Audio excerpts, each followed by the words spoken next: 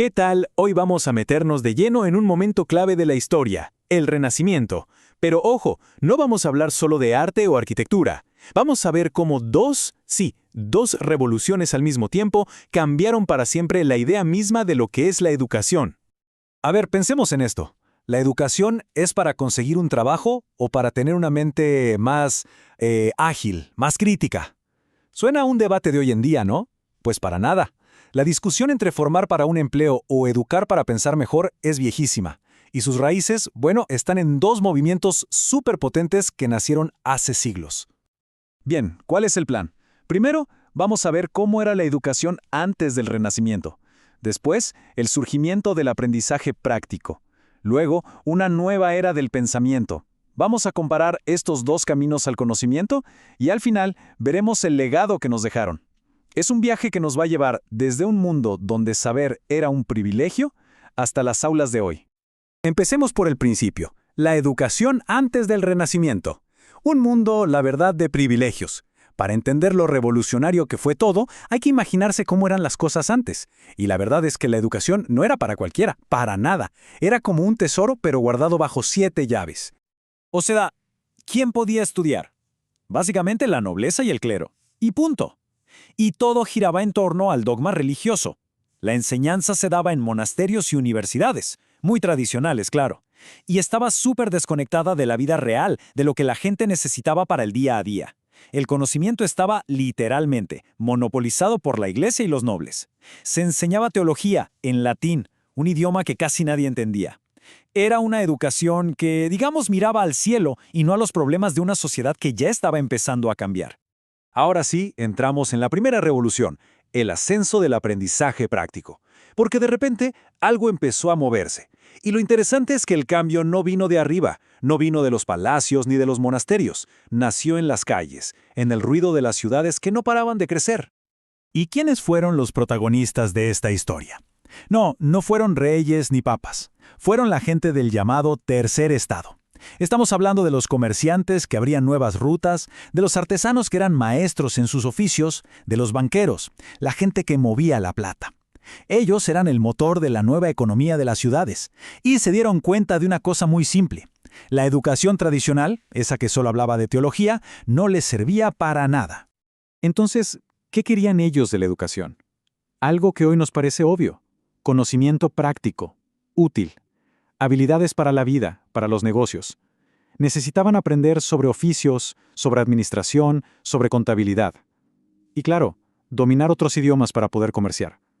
Básicamente querían herramientas para progresar: leer, escribir y pensar con lógica. Lo que buscaban era una educación que sirviera para la vida real, no para el más allá. Y esto, claro, creó una demanda gigante por escuelas diferentes. Escuelas laicas, en las ciudades, y que te prepararan para el mundo. Y aquí se pone bueno, porque mientras pasaba todo esto, esta revolución de lo práctico, al mismo tiempo estaban haciendo otra, una nueva era del pensamiento. Esta fue la segunda revolución, y no la movía el dinero, sino algo muy distinto: la pura curiosidad y la fascinación por redescubrir el mundo clásico de los griegos y romanos. Y el centro de esta otra revolución fueron las academias humanistas. Pensemos en ellas como el anti-universidad medieval. No estaban controladas por la iglesia, no se basaban en repetir dogmas sin cuestionar. Todo lo contrario, eran lugares para el pensamiento libre. Financiadas por mecenas ricos, juntaban a los mejores artistas, filósofos y científicos para que pudieran debatir e investigar lo que quisieran, sin que nadie les dijera qué pensar. Y claro, lo que valoraban era totalmente distinto. Aquí la meta era el desarrollo intelectual, filosófico. Se trataba de aprender sin dogmas a través del debate, de la investigación. Se volvieron a estudiar los clásicos: latín, griego, historia, literatura, todo eso. Y lo más importante, se buscaba el conocimiento por el simple placer de saber. El objetivo no era formar un buen comerciante, sino un ser humano completo, culto, con pensamiento crítico. El conocimiento no era algo que se recibía y ya, sino algo que se descubría conversando y usando la razón. Bueno, entonces tenemos dos caminos hacia el conocimiento naciendo a la vez. Vamos a ponerlos cara a cara. Por un lado, una educación que nace de la necesidad práctica. Por el otro, una que nace de la curiosidad intelectual. Veamos bien cuáles eran sus diferencias. La diferencia en el objetivo es clarísima.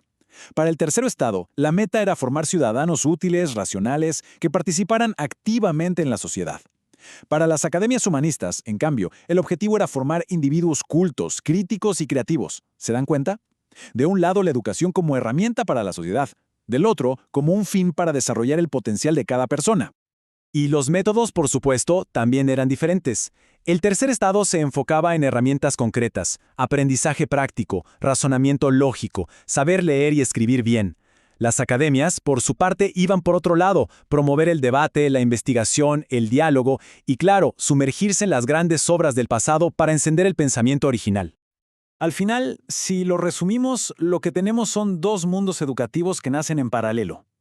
Uno que surge con el auge de la burguesía en las ciudades. Estaba abierto a las clases medias, comerciantes, artesanos, y se daba en escuelas laicas de gremios, bien urbanas. El otro mundo nace de la expansión cultural del Renacimiento.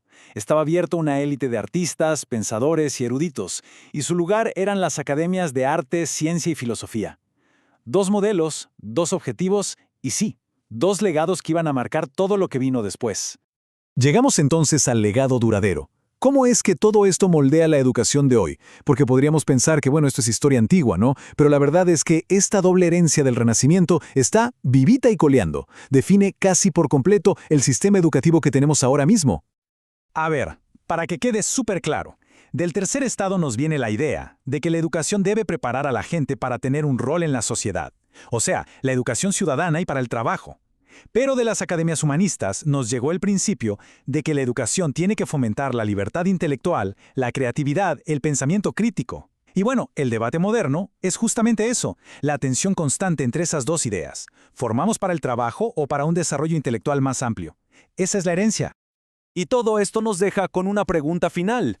¿Habilidades o sabiduría? ¿Realmente ha cambiado tanto el propósito de la educación?